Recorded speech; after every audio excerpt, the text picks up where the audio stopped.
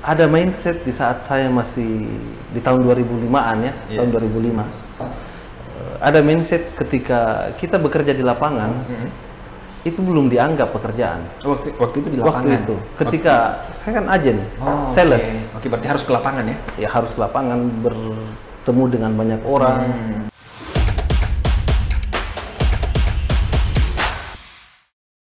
Ya, assalamualaikum warahmatullahi wabarakatuh. Assalamualaikum warahmatullahi wabarakatuh. Kanda Saiful. Ahmad Saiful. Ahmad Saiful. Wah, luar biasa. Saya merasa sangat terhormat bisa berjumpa dengan salah satu Bapak Dewan Kabupaten Bulukumba. Terima kasih atas waktunya, Kak Siap. Ipul ya. Saya biasa panggil Kak Ipul. Siap. Bagaimana kabarnya? Alhamdulillah. Alhamdulillah baik. Oke, kalau misalnya kita lihat terkait dengan kesibukan anggota Dewan, tentunya kita tidak pungkiri bahwa pekerjaannya sangat luar biasa. Ya, karena sebagai wakil rakyat, ya tentunya banyak sekali tanggung jawab yang harus diemban seperti itu. Jadi ya saya yakin bahwa seorang anggota dewan ya mungkin bisa dikatakan bahwa sebuah pekerjaan yang sangat sulit seperti itu, yang harus artinya banyak aspirasi yang harus tersalurkan ke mungkin ke pemerintahan atau ke yang lain dan sebagainya. Baik, Kak Ipul, mungkin di tengah-tengah roadshow kami kita sempatkan mengundang Kak Ipul ini karena ingin mengetahui terkait dengan seperti apa sih sebenarnya sosok dari Kak Ahmad Saiful. Siap. Ya. Karena kalau misalnya kita lihat ya beberapa narasumber belakangan ini memang kita fokus ke personalnya. Nanti setelah itu barulah kita akan sedikit membahas terkait dengan apa yang dilakukan sekarang. Jadi mungkin saya juga sangat sedikit penasaran, meskipun sebenarnya saya sudah tahu sih masa kecilnya Kak Ipul seperti apa, tapi mungkin orang di luar sana yang belum terlalu tahu Kak Ipul ini seperti apa, mungkin bisa sedikit diceritakan lingkungan kecil Kak Ipul itu sebenarnya seperti apa sih? Itu dibesarkan di dunia yang seperti apa? Dalam artian lingkungannya, apakah memang di lingkungan yang mendukung dalam hal pertama ekonomi, pendidikan dan lain sebagainya, atau seperti apa pada saat itu? Terima kasih Dek Jabal Gagah. Saya selalu harus mengikutkan kata gagah karena di antara semua ponakan saya Adinda Jabal ini termasuk pilihan-pilihan yang saya sangat ada sebenarnya pilihan teratas dalam arti ketika kita harus memilih. Baik, Dinda, selamat datang di Kabupaten Bulukumba. Terima kasih. Saya atas nama pribadi mengucapkan apresiasi yang setinggi-tingginya telah datang ke Kabupaten Bulukumba beserta kru 55 TV.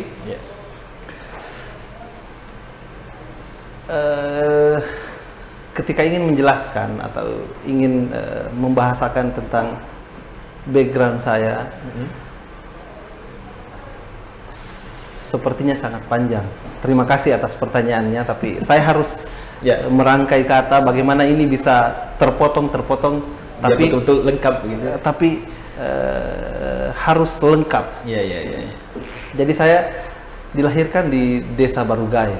Desa Barugaya yang ketika itu masih dalam satu desa, tetapi sekarang sudah dimekarkan menjadi empat desa. Jadi sekarang sudah berubah jadi Desa Kambuno.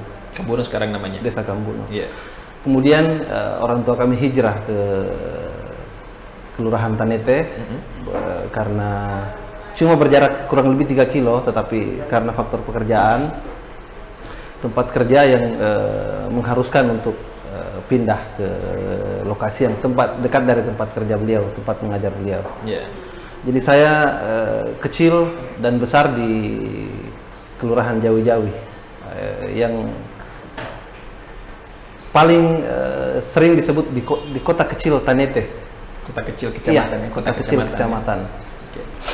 Jadi SD saya di sana, SD 59. Prestasi saya mungkin berbeda dengan Dinda. Saya 7 tahun di SD. 7 tahun? Saya 7 tahun di SD. Oh, pernah tinggal kelas? Bukan tinggal kelas. Saya disukai oleh guru pada saat saya kelas 4. Alasannya saya pernah tanyakan setelah saya lulus kuliah, saya kembali ke sekolah, saya bertanya, kebetulan itu tante saya ada pemilih dengan saya, kenapa kita menyuruh saya tinggal di kelas 4 sedangkan teman saya naik ke kelas 5. Alasannya cuma satu, karena kamu saya suka. itu yang menenangkan hati saya. Jadi itu yang pertama. Terus yang kedua, saya sekolah di SMP Tanete lagi. Iya. Jarak antara sekolah dengan rumah saya itu hanya 5 langkah.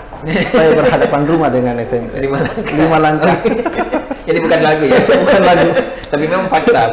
Faktanya begitu. Jadi kalau yang menarik itu di saat saya SMP, bunyi bel istirahat, pulang ke rumah. Pulang ke rumah, isi perut, makan saya di rumah. Berarti bisa dikatakan Kak Ipul ini tidak pernah bawa uang jajan ke sekolah? Hampir karena alasan untuk meminta jajan. Ya. Tapi keunikannya lagi, di belakang rumah saya ada kebun yang tidak cukup luas, tapi ada beberapa pohon di belakang. Yang paling saya ingat itu ada pohon nangka dan pohon manggis.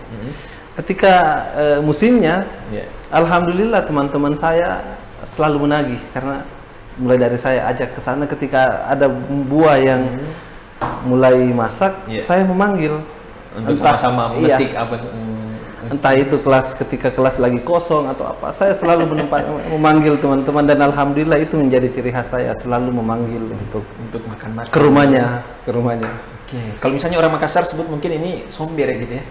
Ini gampang begitu bergaul dengan orang, artinya ramah begitu dengan orang-orang. Jadi mungkin bisa disematkan seperti itu dari alhamdulillah. Mudah-mudahan anggapannya orang seperti itu. Artinya tidak susah untuk ditemui, dan kalau misalnya kita berkomunikasi kayak tidak ada sekat sama sekali.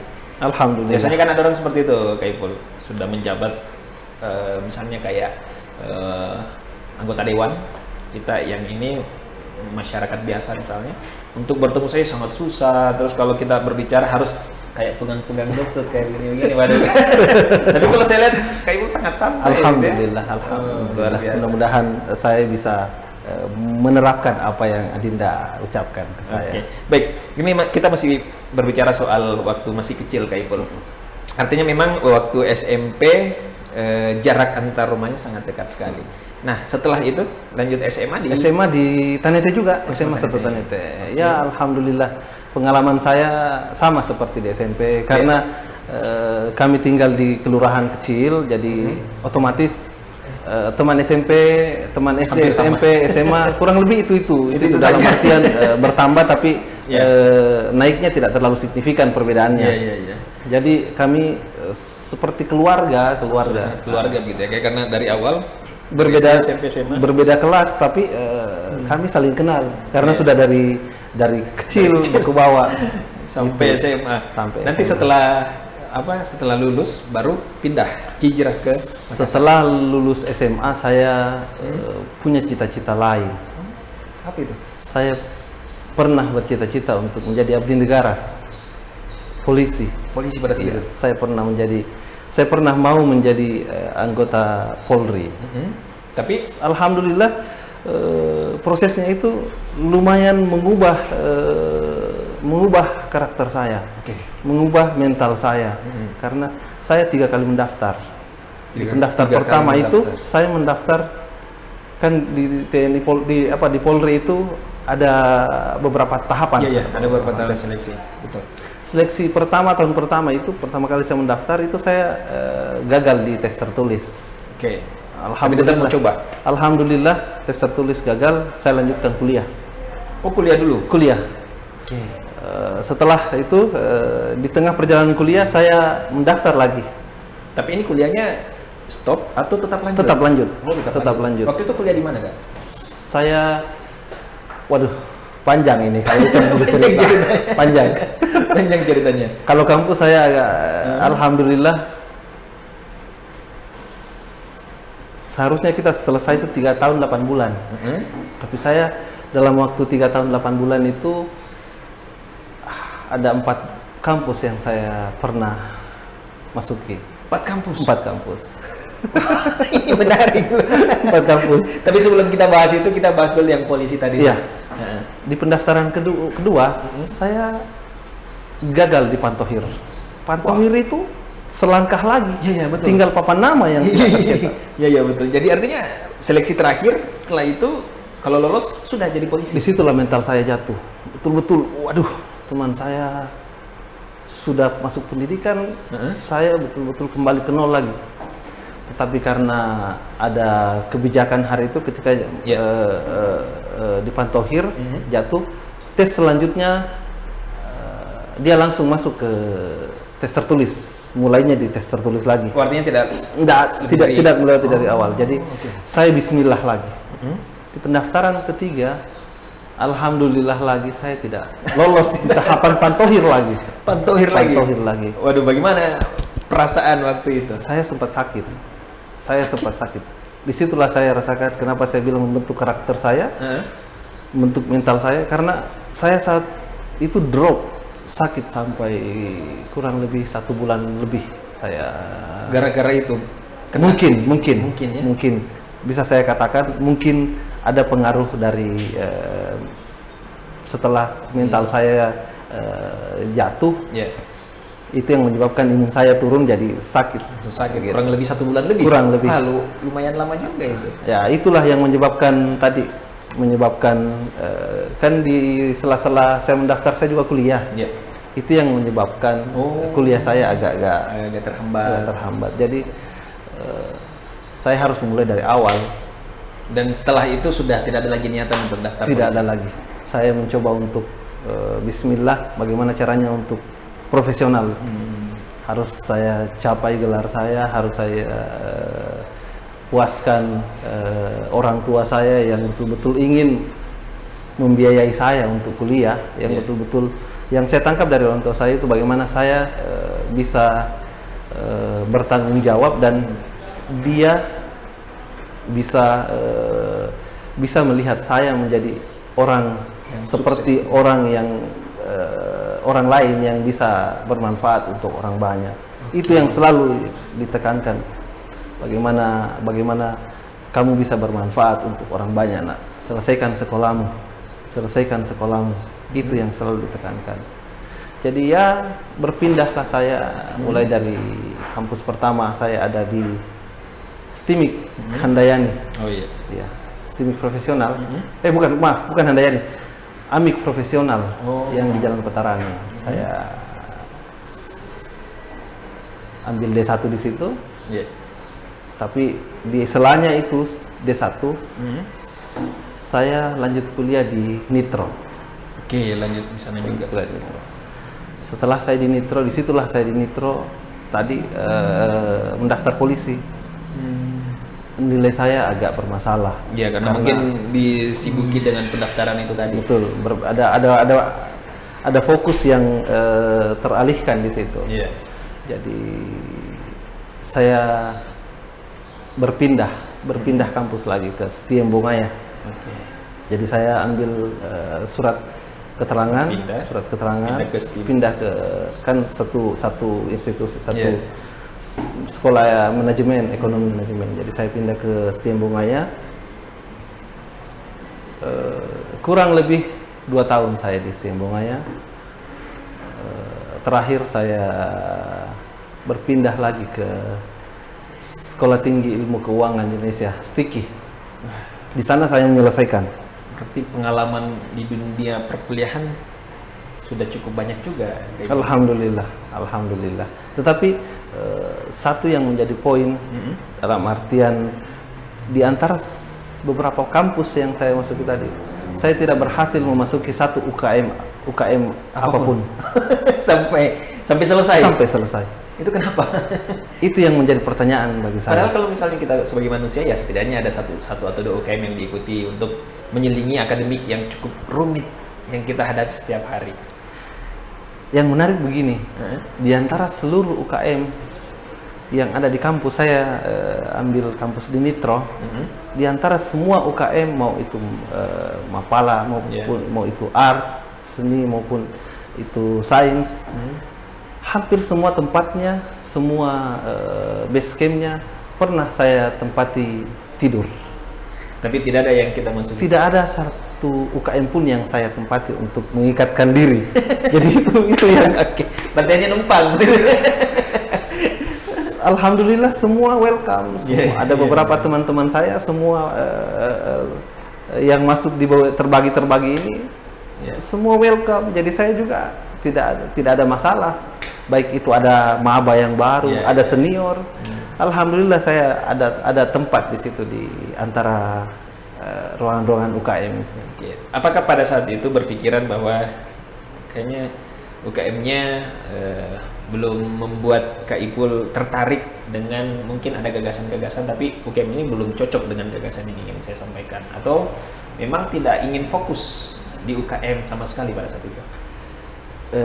Itu yang terus terang sampai sekarang belum ada jawaban spesifik, tapi saya bisa mengambil kesimpulan kalau saat itu saya tidak mau terikat.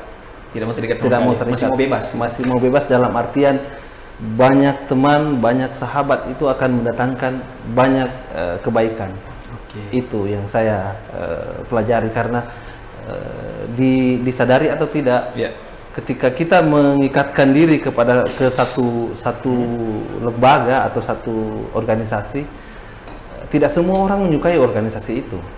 Tidak semua orang akan menyukai.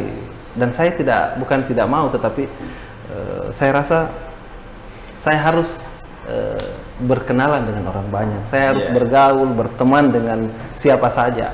Itu yang saya selalu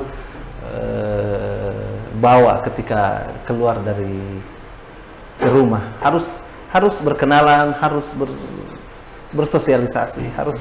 Artinya gampang gitu ya, harus betul-betul merasa bahwa semua ini adalah orang-orang yang saya sudah akrabi begitu. Jadi setiap kali ketemu dengan orang, ya setidaknya kita bisa menyapa dan lain sebagainya seperti itu ya. Dan itu terbawa sampai sekarang.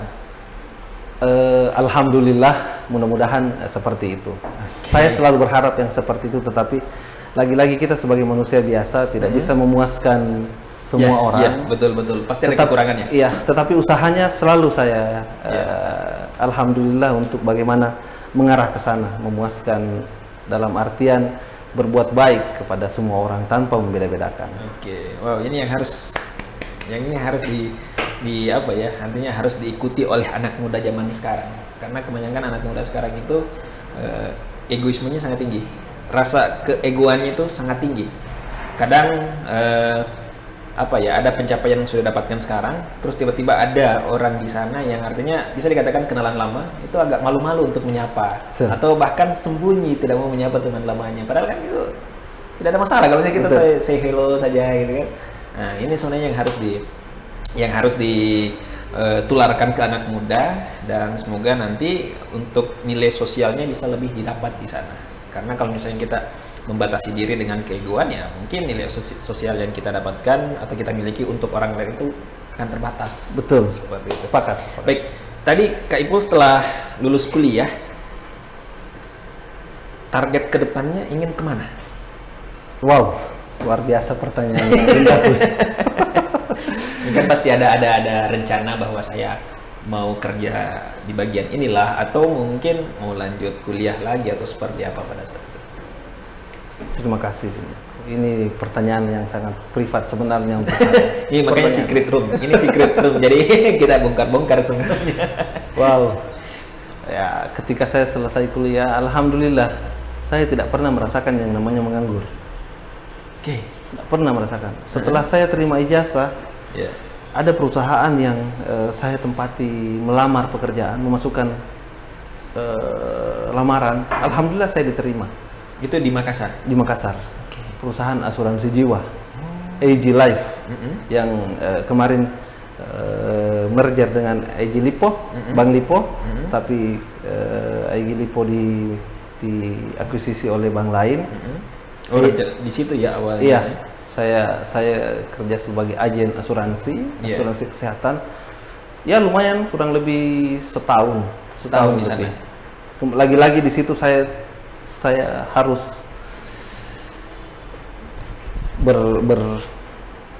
beradu dengan diri sendiri. Kenapa bisa? Artinya belum puas dengan yang didapatkan sekarang, artinya mau mencari kerjaan yang lain yang beradu dalam artian gengsi, keakuan pada saat kita habis kuliah itu namanya sarjana, selalu menginginkan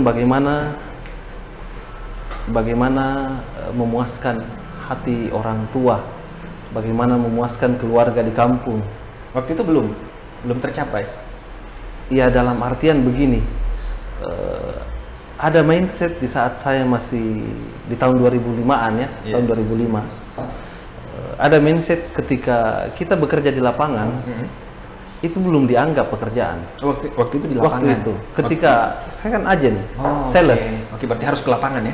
Ya harus ke lapangan, bertemu dengan banyak orang. Itu yang saya katakan tadi, saya harus berperang dengan diri sendiri. Bagaimana menurunkan ego saya, bagaimana membawa diri yang selayaknya saya harus lakukan. Tetapi ego yang lain, keegoisan anak muda saya masih, waduh, masa seorang sarjana kerjanya seperti itu? Kerjanya pakai dasi di pinggir jalan, membagi brosur, ketemu dengan ya bisa dikatakan saat itu kan saya masih belasan. Oh, stylenya dulu waktu di lapangan harus pakai dasi, pakai jas? Iya, hitam putih. Hitam putih, jasnya enggak, tapi hitam putih, harus rapi dalam artian kita kan ke bank, ke kantor-kantor. Oh iya, berarti harus memang rapi. Harus betul-betul berpenampilan yang, tetapi penampilan tidak berseragam. Sedangkan kan yang saya katakan tadi, ada beberapa pemahaman mindset yang ketika belum berseragam, linmas itu belum dikatakan bekerja, bisa saya katakan sampai saat ini. Kalau bukan PNS, katanya orang-orang tua dulu itu belum bekerja namanya. Oke, berarti Kak Ipul 1 tahun lebih di situ. Kurang lebih. Setelah itu pindah ke? Setelah itu saya pindah ke perusahaan tetap perbankan lagi. Perbankan dengan ada ABN AMRO di sana, Bank ABN AMRO dulu. Ada Bank Belanda. Bank swasta Belanda namanya ABN AMRO. Saya bekerja sebagai credit card di situ. Tapi masih di lapangan. Sales credit card.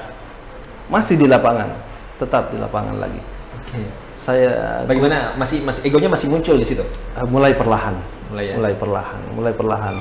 Tapi untuk ini, mohon maaf, untuk gajinya apakah memang sudah sesuai dengan ekspektasi? Belum ya, masih jauh. Jauh di bawah UMR, jauh. Tetapi pada saat itu mindset saya di pikiran saya tidak ada kata-kata tidak bekerja. Pokoknya saya harus bekerja. Apapun itu saya harus bekerja. Itu sudah kayak harga diri di kampung. Harus bekerja. Pokoknya saya tidak boleh pulang kampung. Saya tidak boleh pulang kampung untuk bagaimana ketika selesai tinggal di kampung. Saya tidak mau.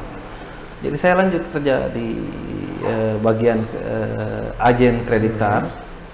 Bulanan. Saya terus terang tidak sampai 1 tahun. Tidak sampai. Saya berpindah ke bank Standard Charter lagi. Standard Charter. Ada Standard namanya. Di situ lagi-lagi saya sebagai agen lagi. Agen di situ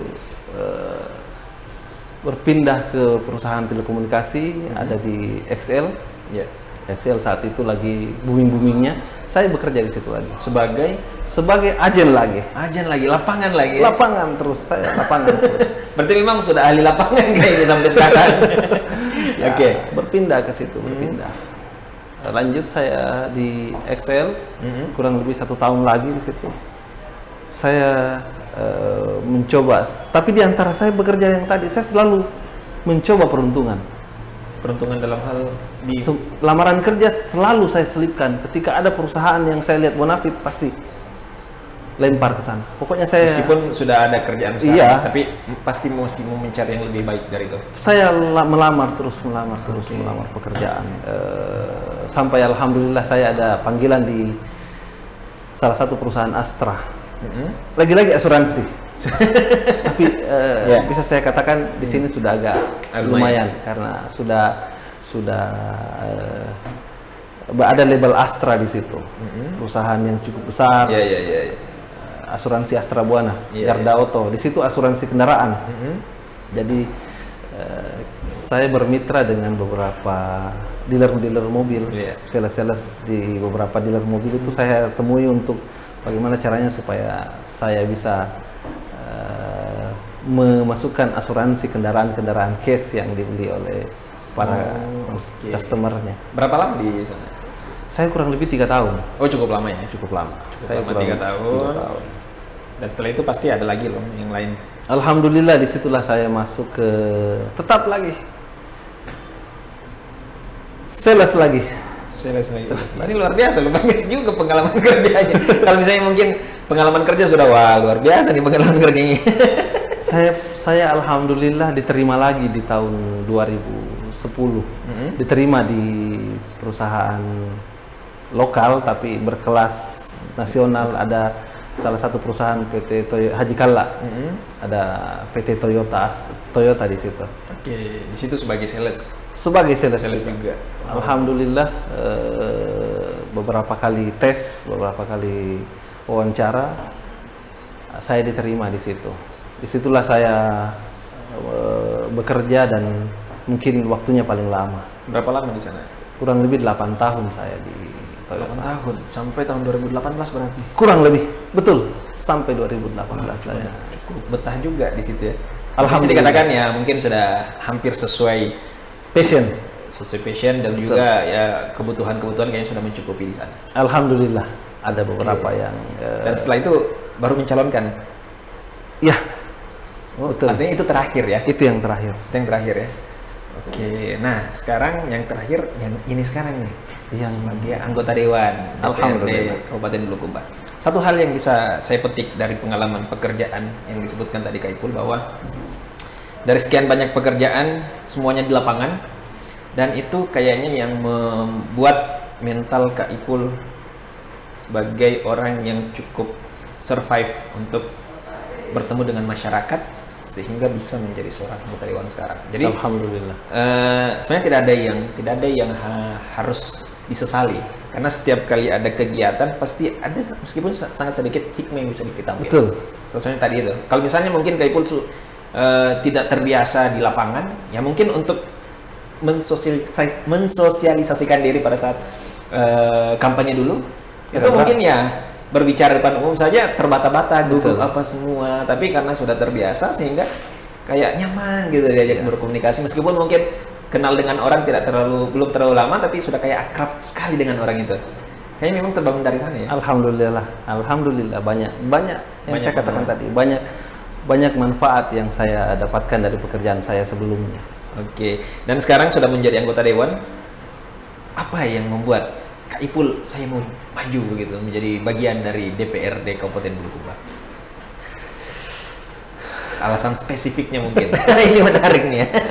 Saya harus mengambil nafas dalam-dalam. Iya. Lagi-lagi harus saya katakan ini rahasia Tuhan. Ini rahasia. Tidak Tuhan. ada rencana sama sekali sebelumnya. Bukan tidak ada rencana. Tetapi awal mula daripada saya mencalonkan sebagai wakil rakyat, caleg, itu tanpa saya sadari ternyata setelah saya melihat memori-memori HP yang dulu-dulu, itu ada beberapa ketertarikan benang merah yang sulit untuk dipisahkan. Ketika saya merunut dari beberapa histori yang lama-lama, ternyata ada hubungannya.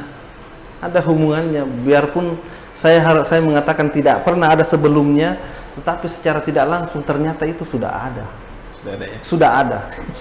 Sudah ada bayangan dalam hati. Contoh, ketika 2008-2009 deklarasi Partai Gerindra dimulai, saya masih ada saksi hidup sampai sekarang. Masih ada, saya anggap saudara yang betul-betul tahu kalau saya fans dengan beliau. Saya sangat sepaham dengan beliau. Saya seolah-olah ingin berada di barisan terdepan ketika ada yang mencaci beliau atau ada yang mencoba membuat cerita yang kebenarannya belum pasti, tetapi itu berhubungan dengan Bapak Prabowo. Saya seolah-olah ingin harus bagaimanapun caranya saya harus melawan, saya harus membela. Oke, itu awal. Itu awal, tapi tidak dalam artian di sela-sela pekerjaan saya tadi. Oke. Itu. Kemudian di tahun 2014 pada saat itu ada pemilu, ada pemilu di situ. Masih ada gambar saya. Ada teman saya yang pada saat itu kan banyak baliho di pinggir jalan. Iya. Saya kebetulan punya foto yang pakai baju adat. Dia edit dalam bentuk baliho. Iya. Itu hasilnya masih ada sampai sekarang. Bahkan saat itu dia print. Dia papak, Dia print pasang. dalam artian dia mau perlihatkan ke saya. Tetapi tidak pernah ada dalam perbincangan keseharian kalau ini loh kita jadi begini, tidak. Cuma karena dia baru belajar Corel, seolah kayak ngedit biasa gitu. ngedit biasa, dia tulislah nama saya di situ. Iya. Dia tulis nama saya di situ, dia tulis calon legislatif Kabupaten Bulukumba. Sudah ada tanda-tanda loh berarti. Ya itu yang saya maksudkan dari tadi. Secara tidak langsung sudah ada, tetapi lagi-lagi ini jadi bahan lucon. Ini jadi candaan. Tapi ternyata sudah jadi kenyataan sekarang. Alhamdulillah. Itu yang saya maksudkan tadi. Oke. Sudah direncanakan sama Tuhan. Jadi Garis tangan sudah jelas. Alhamdulillah. Tinggal menjalani saja. Kenapa saya memutuskan untuk keluar dari perusahaan yang saya anggap sudah menghidupi saya, sudah cukup bagaimana menghidupi saya dan keluarga. Karena saya bekerja di Toyota. Setelah itu saya menikah. Setelah resign? Iya. Enggak. Sebelumnya? Sebelum. Jadi di antara waktu saya bekerja di Toyota, disitulah saya menikah. Jadi bisa saya katakan Toyota sangat berarti untuk saya. Dalam artian tidak pernah akan hilang. Saya lupakan, tidak akan hidup. Sampai sekarang pun saya masih selalu komunikasi dengan beberapa teman, beberapa pimpinan saya. Kalau saya berada di posisi ini, tidak lepas dari dukungan, tidak lepas daripada apa yang diajarkan pada teman-teman di PT Toyota Haji Kalba. Dulu waktu memutuskan, saya mau menjadi calon, saya mau maju di pertarungan pileg tahun waktu itu, bagaimana dukungan kedua orang tua? Waktu minta restu sama orang tua? Ini yang pilihan sulit bagi saya sebenarnya, bagi saya pribadi. Di satu sisi, saya harus meninggalkan pekerjaan yang sudah bukan saya menyombongkan, tapi sudah bisa menghidupi keluarga saya. Dan pilihannya di sini, saya harus resign di tahun 2018. Tidak boleh cuti. Tidak ada kata cuti, tidak ada kata izin, tidak ada kata selain berhenti. Kenapa saya katakan seperti itu?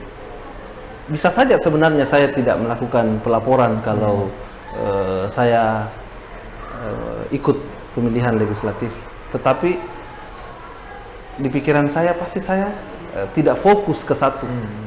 Di satu sisi saya harus memenuhi target, di satu sisi saya harus bersosialisasi, bertemu, dan tempatnya berbeda. Jauh, ada jarak yang saya harus lalui. Saya bismillah. Saya bismillah. Pertama kali saya minta restu itu ke dalam rumah saya sendiri dulu. Di rumah tangga saya ada ibu dari anak saya. Saya meminta restu dari dia. Bagaimana tanggapannya? Pertama kali saya meminta restu, beliau tidak pernah mengatakan jangan, beliau tidak pernah mengatakan iya, tetapi dia hanya mengatakan yakin, Ki. Susah juga ya. Yakin, Ki. Tidak ada kata jalan, Ki. Tidak ada kata jangan, Ki. Tetapi bilang yakin, Ki. Berarti dia juga ragu waktu itu. Artinya takut dia memberikan jawaban dan jawabannya itu tidak sesuai realita nanti. Itulah yang menguatkan saya. Pertanyaan itu, yakin, Ki? Saya tidak jawab. Saya tidak pernah menjawab yakin, Kak. Saya cuma bisa menerima jawaban dari dia, yakin, Ki? Saya hanya menjawab dalam hati, insya Allah, bismillah, Kak, yakin, Kak. Saya tidak kecewakan. Itu yang menjadi semangat saya.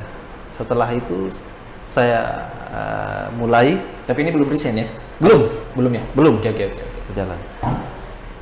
Di tengah perjalanan saya mulai beberapa kali melakukan kegiatan-kegiatan dalam artian yang berhubungan dengan pribadi saya.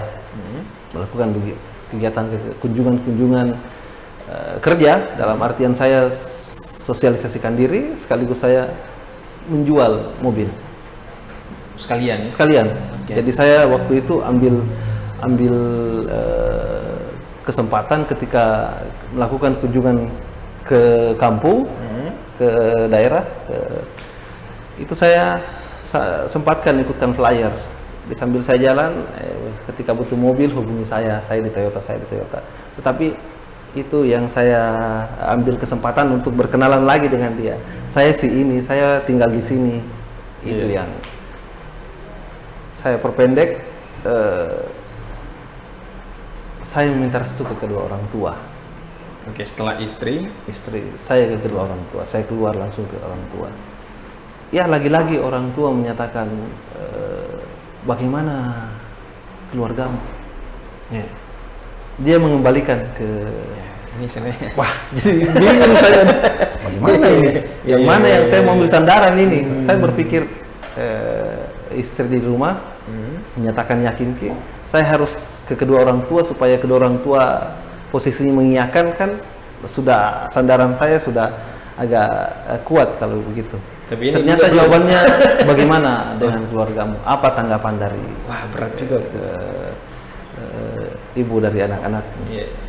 Saya sampaikan kalau dia cuma mengatakan yakinkan Kak, yakin Ki, bagaimana caranya bisa mau melangkah, apa dasar, apa maksudnya, apa yang kita mau bawa sehingga bisa mengatakan saya mau melangkah, apa bekal Kak? Saya yakin Kak. Ya, itulah yang menjadi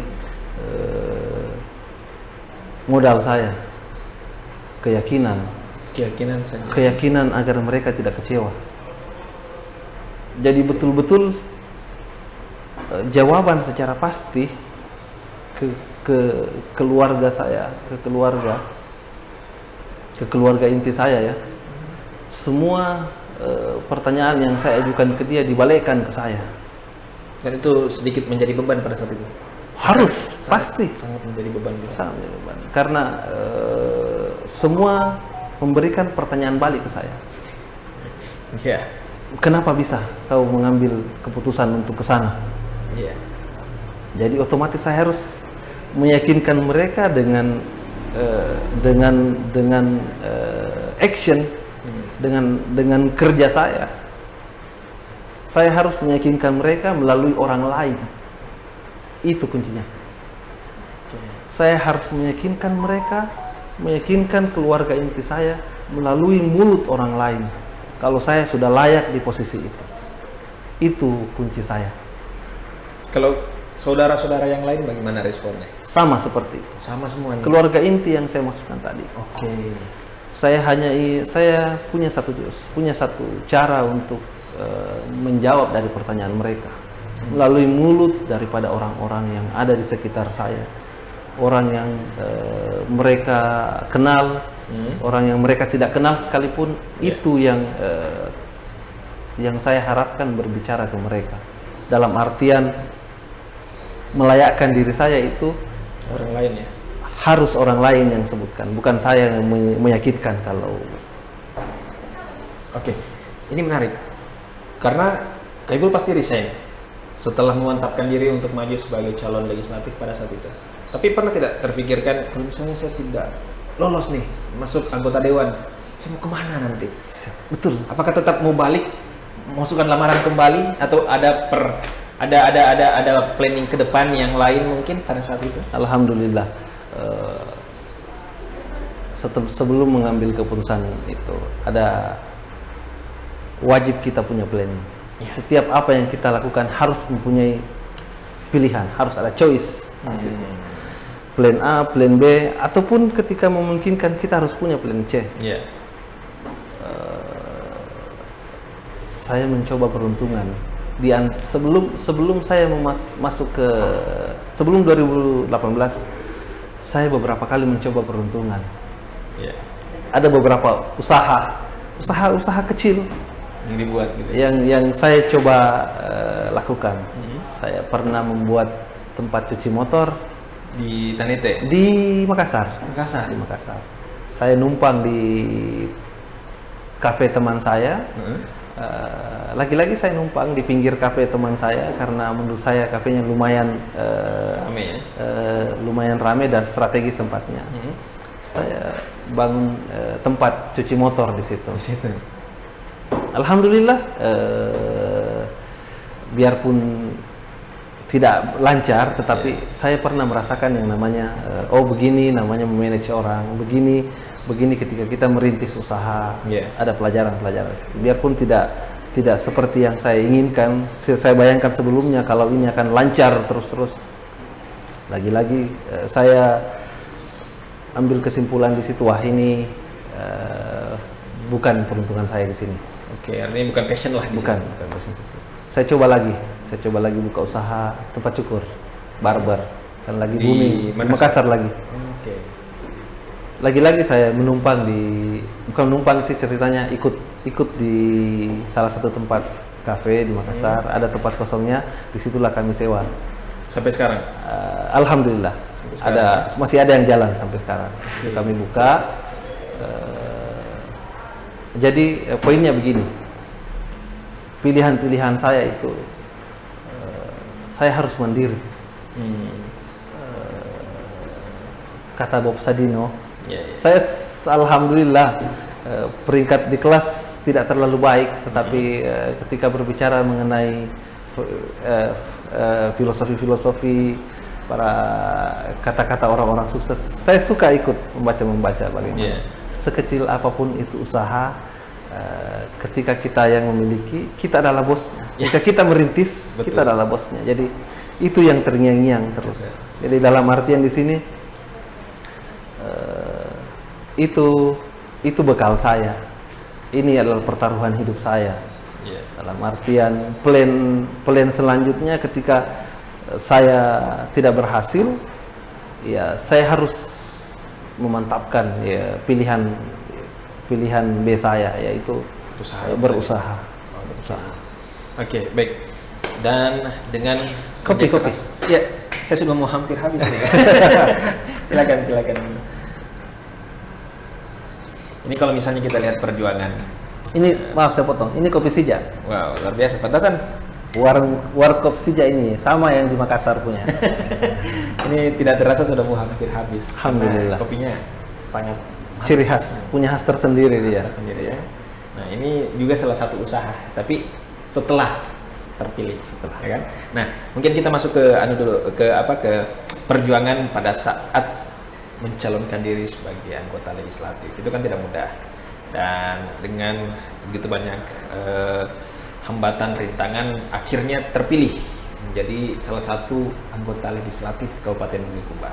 Nah, pada saat masuk ke dalam, ini kan penting nih, karena bisa dikatakan Kak Ipul ini adalah orang baru di dunia yang seperti itu. Betul. Bagaimana caranya menyesuaikan diri dengan orang-orang yang sudah berpengalaman di dalam? Biasanya kan itu ada kayak kikuk, canggung begitu. Betul, kayak ada sekat juga. Wah, ini orang-orang sudah senior ini di sini nih. Kita ini orang baru. Nah, bagaimana caranya untuk menyatukan perbedaan-perbedaan itu sehingga kayak untuk bekerja secara profesional itu bisa terwujud pada saat itu? Sebagai manusia biasa, wajar. Harus saya akui, pada saat awal-awal, namanya ini tempat baru, dimanapun itu pasti kita harus belajar menyesuaikan diri. Jadi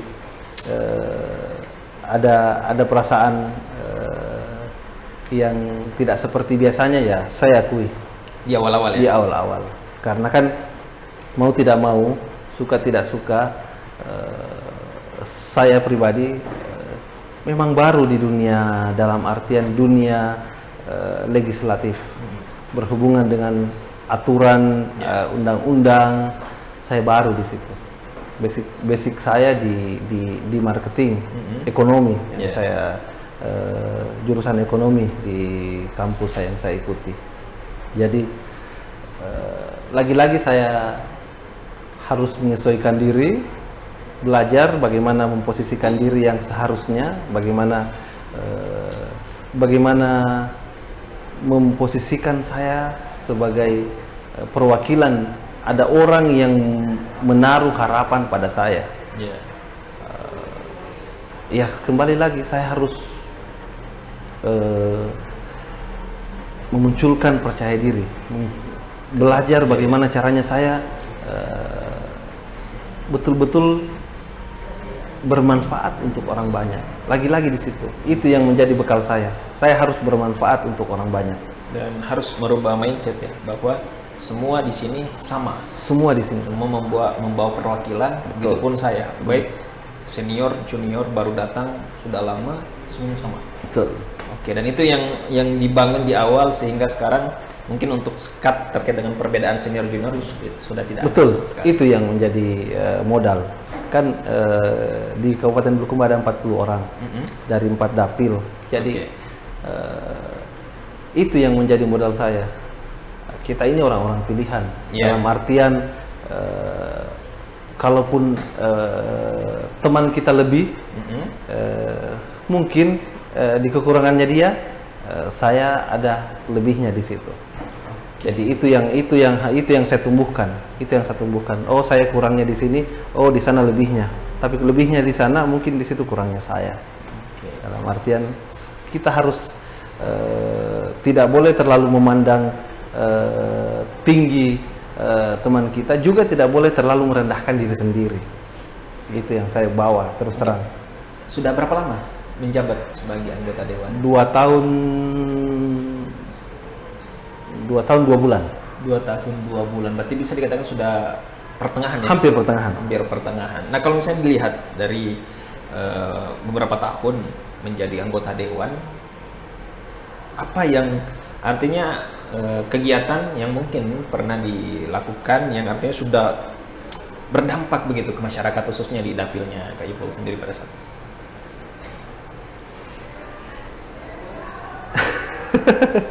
Ya, ketika harus saya nyatakan di sini, saya lagi-lagi bukan tidak tahu menyebutkan apa, tetapi jangan sudah terlalu banyak sampai tidak. Alhamdulillah ada beberapa kegiatan, tapi harus saya sampaikan di sini. Saya harus samakan persepsi kalau ternyata pekerjaan ini pekerjaan mulia. Pekerjaan mulia. Banyak kegiatan di dalamnya yang ketika itu mau dimaknai ke dalam bentuk ibadah, betul. Banyak ibadah di dalamnya. Makanya saya bisa simpulkan pekerjaan mulia. Mendengar orang menyampaikan berita baik, terus mendengar aspirasi dari warga, menyampaikan aspirasi itu kepada orang yang tepat, kepada pemerintah, itu sebenarnya ibadah.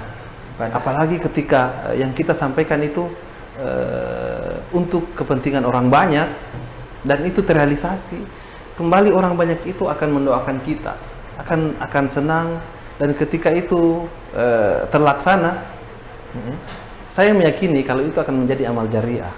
Amin. Akan menjadi bekal kita di akhirat. Betul. Jadi kalau bercerita tentang prestasi ya, maksudnya apa yang pernah saya lakukan, ini di luar konteks kewajiban dalam artian ikut di dalam jadwal, ikut rapat, ikut melakukan kunjungan, itu adalah suatu kewajiban. Bukan, maksudnya itu adalah suatu kayak rutinitas ya. Rutinitas yang sudah terjadwal. Sudah terjadwal. Yang saya ingin katakan di sini yang di luar itu dan betul-betul kondisional. Tidak terencana, tidak terjadwal. Alhamdulillah sudah ada beberapa. Saya selalu, maaf saya bercerita saya karena dalam artian saya secara pribadi di sini. Betul. Mengutamakan apa yang berhubungan dengan kepentingan umum. entah itu infrastruktur, entah itu kegiatan-kegiatan kepemudaan, entah yang berhubungan dengan masyarakat langsung. Ketika berhubungan dengan orang banyak, saya merasa harus betul-betul bekerja untuk bagaimana itu bisa terlaksana. Apa yang diaspirasikan oleh warga yang itu berhubungan dengan orang banyak dan memang bermanfaat untuk orang banyak dan menjadi hambatan di saat ini, menjadi pekerjaan rumah bagi saya. Saya selalu mengatakan itu pekerjaan rumah saya. Dalam artian ketika belum selesai ada kewajiban bagi saya untuk menyelesaikan itu. Oke, dan itu adalah rasa tanggung jawab yang harus dikerjakan gitu ya. Wajib bagi saya. Wajib seperti itu. Oke, banyak orang yang begini Kak Ipul ya. Kalau misalnya memang kan anggota dewan itu ya setidaknya memang harus lebih turun ke masyarakat, tidak tinggal di kantor gitu dan lain sebagainya. Nah ini kalau misalnya pengalaman dari Kak Ipul ya, waktu dari kuliah, waktu dari kerjaan-kerjaan sebelumnya itu lebih banyak di lapangan. Apakah itu juga pengalaman seperti itu membantu pada saat menjabat sebagai anggota dewan? Sangat membantu. Sangat membantu ya. Itu kenapa saya menyebutkan semua background saya dari tadi. Ternyata secara tidak langsung itu yang membawa saya sampai di posisi ini. Keterikatan pertemanan, keterikatan persaudaraan yang alhamdulillah saya rasakan manfaatnya sampai saat ini. Itu.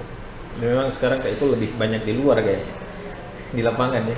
Ya, alhamdulillah. Gitu. Alhamdulillah ada beberapa kegiatan-kegiatan yang memang harus dilaksanakan di luar. Jadi, saya ambil manfaatnya saja. Saya harus berusaha bagaimana caranya kegiatan atau apa yang saya lakukan ini bisa saya nikmati, tetapi itu bisa bermanfaat untuk orang banyak. Makanya saya beberapa kali mencari bagaimana formula saya bekerja, tetapi seperti saya bermain. Itu yang selalu saya ramu. Bagaimana apa yang saya harus lakukan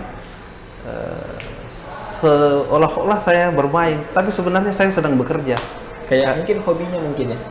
Ada beberapa hobi yang itu salah satunya. Yang sekarang digeluti oleh Kak Ipul. Ada berapa tadi yang disebutkan? Ada motor cross ya, motor trail, ada sepeda juga.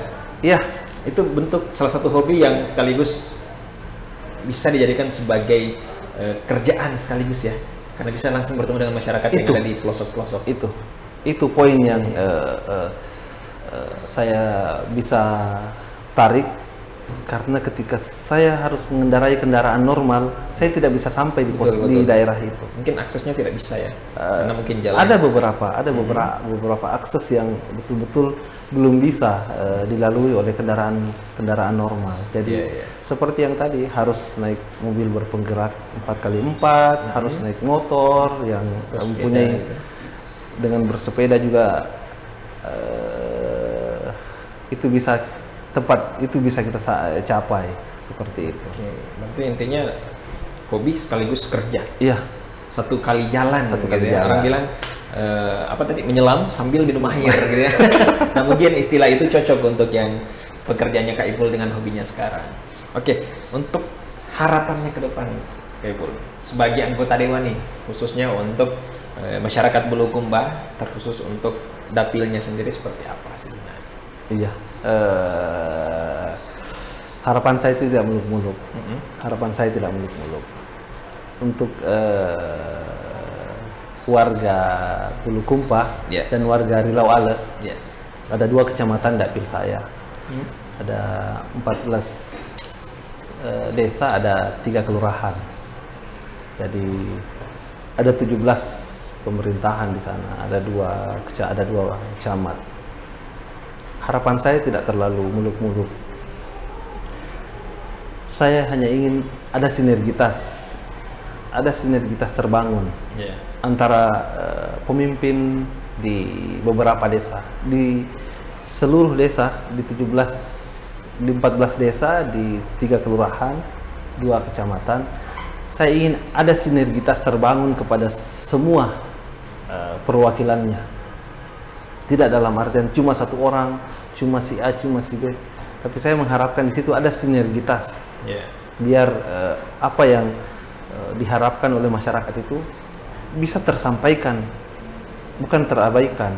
Saya ingin tidak ada perwakilan yang disepelekan di situ. Saya mau berharap ke depan kepada seluruh pemerintah atau aparat-aparat pemerintah di desa, di kecamatan, apalagi di kabupaten khususnya, itu ada sinergitas dalam artian